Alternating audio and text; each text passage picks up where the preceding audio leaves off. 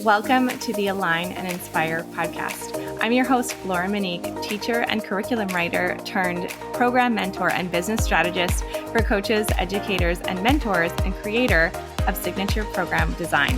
I've helped dozens of established coaches like you create their own signature program that creates incredible transformations and consistent growing revenue in their business. Whether you've created a program that felt off in some way, maybe it felt scattered or heavy or just hard to sell, or you know you're delivering results one-on-one and you want to create a more scalable offer, this is the podcast for you. Here you'll find practical strategies, encouragement, and inspiration to create the offer that you will be known for, that feels aligned, and that you are really meant to create to inspire others. Let's dive in. Hello. I am so glad you are here listening to the podcast this week. I wanted to record a really short episode for you this week because if you are a mom, you know what it's like on the first week back at school. And we start a little bit later here. Maybe you start, if you're a mom, after Labor Day with your kids, but mine, we definitely do. And I have a kindergartner and he is still not at school. And he is so jealous of his older brother going in for a few hours today. And so he starts tomorrow. Thank goodness. But I wanted to record a quick episode for you today so that I can still stay consistent and give you a little help if you are thinking about how to refine and create the curriculum. So if you're listening, you likely want your program to really be very impactful, and you might feel really confident in your one-on-ones or even as you're holding space for a group. But when it actually comes down to recording core content or course content for your signature program, it can feel daunting to know what to include, what to leave out, and to really make sure you have enough so that your clients get the transformation. But the mistake that I see a lot of my clients making, and you might be making too, is adding too many modules, which it actually can take away from getting your clients results. So in this episode, I want to share why that can really happen and what you can do instead to get that transformation, why it's best to actually start with less content and how to go about doing that. And then what you can do if you're worried about teaching a topic that comes naturally to you. How do you put that into your core content? So let's start with getting the client's transformation. The thing I've noticed about a lot of my students and clients is that when they go to create their modules, and this might be you create a lot of different topics because you have expertise and you want to make sure that it all comes across and that your clients really get everything that they need to create the transformation in your program. And you know that you can do it one-on-one, you know that you can do it in a group, but as you're creating that core content, you don't have someone in front of you. And so you want to make sure you give them absolutely everything that they need, right? The challenge though, is that when something feels, and I'm sure you've probably experienced this, is when a client sees too much content in your program or too many modules, they can go, oh my gosh, I'm never going to get through that, and they can check out. Or even if they do go through all of your core content, they're not necessarily going to remember that many modules. And so what I mean by too many modules, it's going to depend on your program, of course, and the level of commitment and transformation that you're creating. But as a general rule, I like to have maybe like 5 to 6 modules maximum, maybe 7 like core modules. You might have bonuses and different tools outside of those modules. But if you have like 11 or 12 modules, that's likely going to feel like a lot for people, and they might not necessarily remember. The other thing that I've found is sometimes my clients put like overlapping content because you might see the nuanced difference between these topics, but your clients just want to solve their problem. And if you put too many different modules in, your clients might not be able to remember it, especially if you're doing anything that requires like behavior change, habit changes in your client's life, like parenting or health, I guess would count as well. I do a lot of, even in mentoring, if you're a mentor in like some sort of career space, if you have too many modules, your clients aren't going to be able to remember the content that they learned from you as they go to apply it in their regular lives.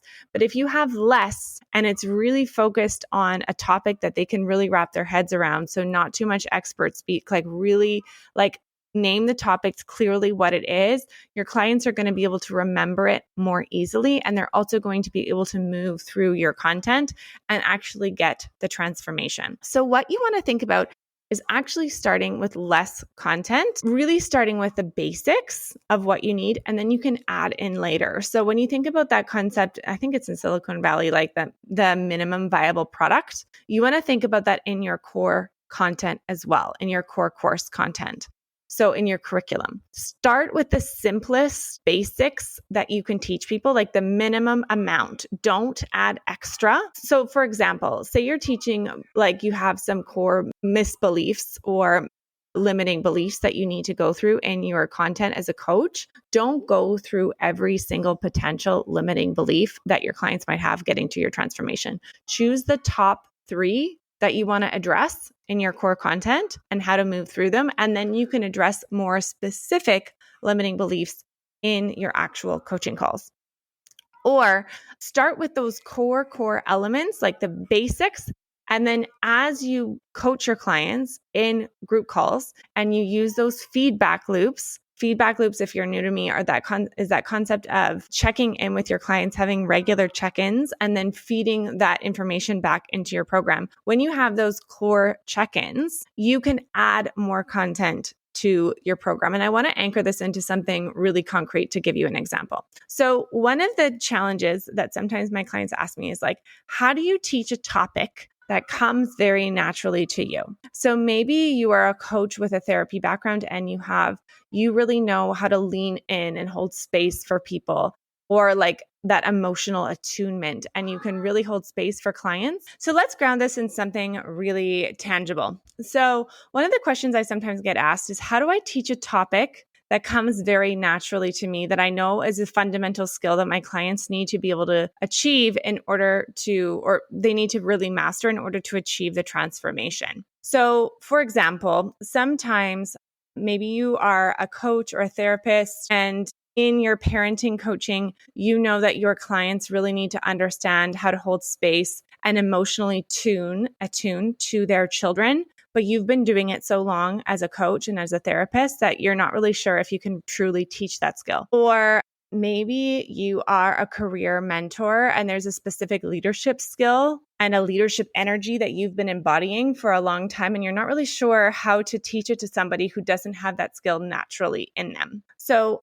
I had that with signature program design, where I was going to teach how to develop your own curriculum, right? And how to organize and structure your content. And it's come so naturally to me because I've been doing it for years. I've been creating, content since I was and structuring content since I was teaching dance when I was 15, 16, and creating whole curriculums when I was 15, 16 for dance. It's been something I've been doing for a long, long time in all different forms, right? You can tell that I am still partially in the mom mode at the moment as I record this episode. And I've been doing it in all different ways, right? And I was like, how do I teach that specific concept in signature program design without overwhelming people with content? So what I did, and this is what I recommend you do, is if there's a skill that you're not sure how to teach, or if you're worried, how much content do I actually need to put in, you put the minimum amount required, like 1 lesson on that content, on that topic, and then you check in with clients afterwards. Have them watch it. You can even do it live with them and then see what kind of results are they getting? What kind of questions do they have? Where are they getting stuck?